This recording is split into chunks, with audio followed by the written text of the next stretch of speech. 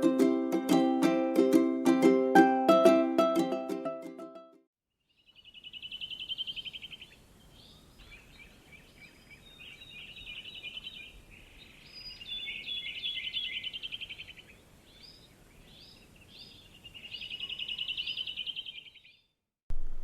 y va avec deux approches en même temps. La première, c'est d'utiliser les leviers économiques pour que les entreprises respectent les intérêts collectifs des Québécois.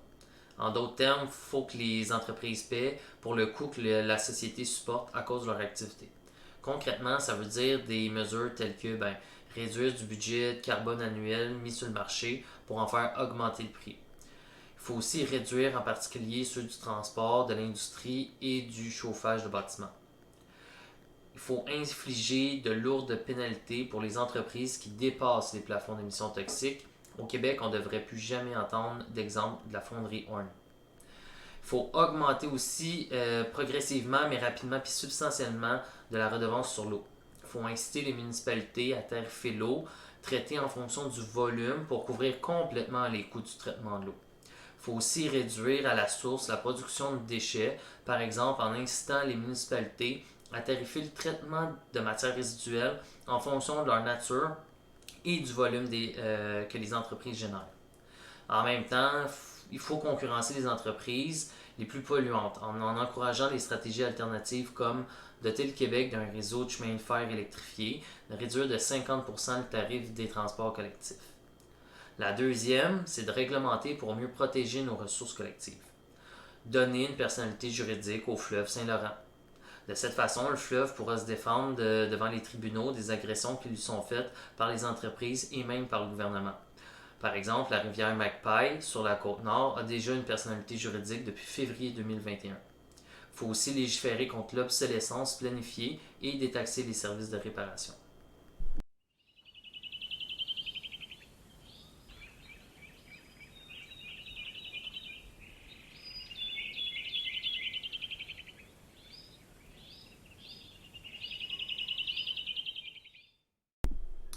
Premièrement, je veux dire aux citoyens et aux citoyennes de Longueuil-Saint-Hubert, la nuisance sonore et l'augmentation du volume de trafic à l'aéroport, c'est un enjeu important pour moi, étant un résident aussi.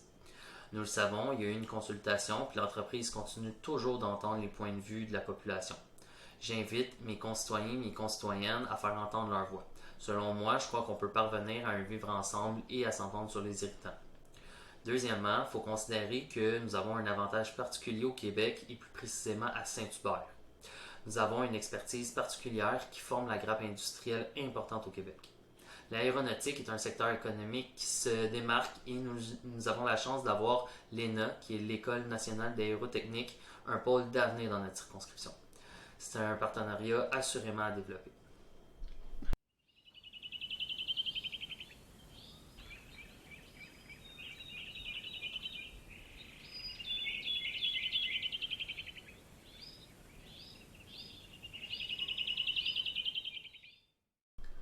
Le lobbyisme, à comparer à ce qui se fait hors Canada, est bien encadré au Québec. Nous avons des institutions respectées, même si parfois on pourrait y apporter quelques ajustements. On doit garder en tête qu'il est essentiel de stimuler une pluralité de points de vue et d'offrir une chance de représentation équitable à toutes les parties prenantes.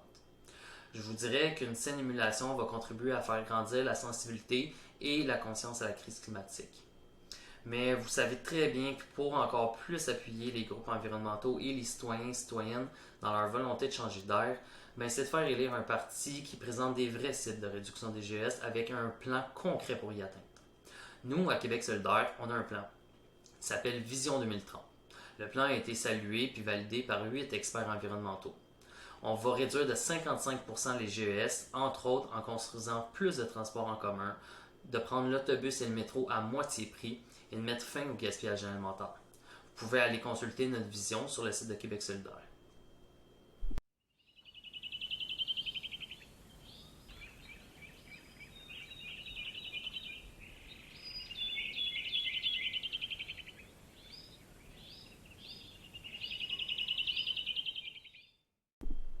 Dans notre programme à Québec solidaire, on met l'emphase sur la mobilité durable et le transport en commun. Pour combattre les GES et l'étalement urbain, nous savons que c'est le pilier d'une stratégie gagnante contre les changements climatiques. L'enjeu de Longueuil et de la Rive-Sud, c'est cette vision montréalocentriste du transport. On doit augmenter le transport interrégional de la Montérégie pour permettre aux gens de la Rive-Sud d'arrêter de s'endetter et de s'appauvrir avec une auto supplémentaire. De la façon dont le REM4 s'est revenu, ça met à mal la capacité d'assurer et de faire croître le portefeuille des services de la RTL.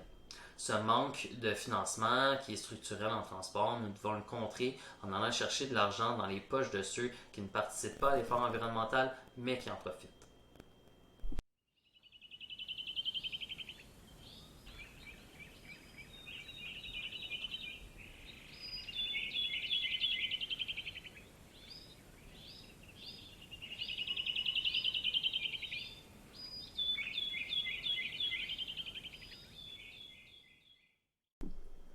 À Québec solidaire, on est l'allié de la biodiversité. C'est dans notre ADN depuis notre création, nous pouvons dire fièrement qu'on est environnementaliste. Dans notre proposition générale, nous voulons passer de 17 à 30% des aires protégées sur le territoire québécois. L'effondrement de la biodiversité et la perte de diversité est un enjeu réel. C'est urgent d'agir. On doit appuyer l'agglomération de Longueuil dans ses efforts de protection. On doit garder en tête qu'avec la densification recherchée des agglomérations au cours des prochaines années, nous devons appuyer et outiller l'administration longueuilloise afin qu'elle puisse développer et aménager son territoire en fonction de ses besoins.